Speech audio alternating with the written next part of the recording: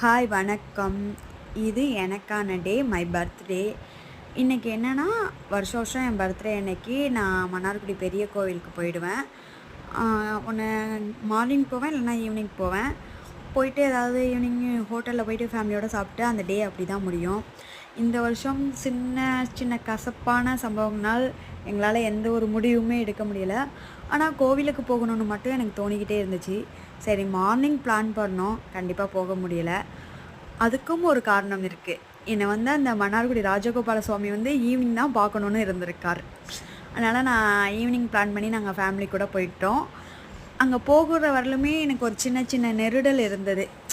என்னடா, நம்மளை சுற்றி நடக்கிற விஷயங்கள் சரியா இல்லை தப்பா, நம்ம சரியாக இருக்கமா தப்பாக இருக்கமா, அதுக்கான எனக்கு ஒரு விளக்கமுமே தெரியலை. ஆனால் அன்றைக்கி நான் அந்த கோவிலுக்கு போயிட்டு வந்ததுலேருந்து எனக்கு பண்ணுறது நான் சரின்னு எடுத்துக்கிட்டேன். ஏன்னா எப்போதுமே நம்ம ஒரு நல்ல விஷயம் பண்ணால் ஏதாவது ஒரு விதத்தில் அது கரெக்டாக இருந்து நல்ல விஷயமா இருந்ததுன்னா கடவுள் நம்ம கூட இருப்பார்னு சொல்லுவாங்களே. ஆனால் அந்த நாளில் அன்றைக்கி உணர்ந்தேன். நான் போன அன்னைக்கு ராஜகோபால சுவாமி இருக்காங்களா, அவங்க உற்சவம்லாம் நடந்து அதை அவருக்கான தனி அறையில் எடுத்து வைக்கிற நாள். நான் போகும்போது அங்கே அவ்வளோ கூட்டம், குச்செல்லாம் அடித்து சூப்பராக அது சிறப்பாக நடந்தது. அவரோட ஆசீர்வாதம்னு சொல்லுவாங்கள்ல, ஒன்று நான் கொஞ்சம் லேட்டாக போயிருந்தாலும் அதை பார்த்துருக்க முடியாது, இல்லைனா கொஞ்சம் நான் சீக்கிரம் போயிருந்தாலும் அது முடியாது. நான் அந்த டயத்தில் போனேன். ஈவினிங் சரி நம்ம போய் சாமி கும்பிட்டுட்டு வந்துடுவோம், ஒரு மாதிரி இருக்கேன் மனசுன்னு போகும்பொழுது அவரை அவருக்கான அறையில் எடுத்து வைக்கிற நாள்.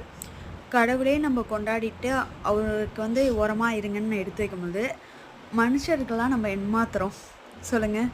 நம்மளே அப்படி தான், யாரும் யூஸ் பண்ணிக்கிற மட்டும் யூஸ் பண்ணி கொண்டாடிப்பாங்க, அப்படி இல்லையா ஓரமாக ஒதுக்கி வைப்பாங்க.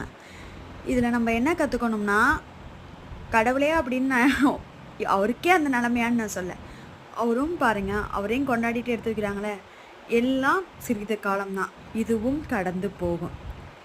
சரிங்களா? இதிலே எனக்கு பிடிச்ச வரி ஒன்று இருக்குது. கடைசி நிமிஷத்தில் மாறின ஆட்டங்கள் நிறைய உண்டு, அதனால் கடைசி வரையிலும் பொறுமையாக காத்திருப்போம். ஓகேவா? வீடியோ பிடிச்சா லைக் பண்ணுங்கள், சேனலை சப்ஸ்கிரைப் பண்ணுங்கள். பாய்.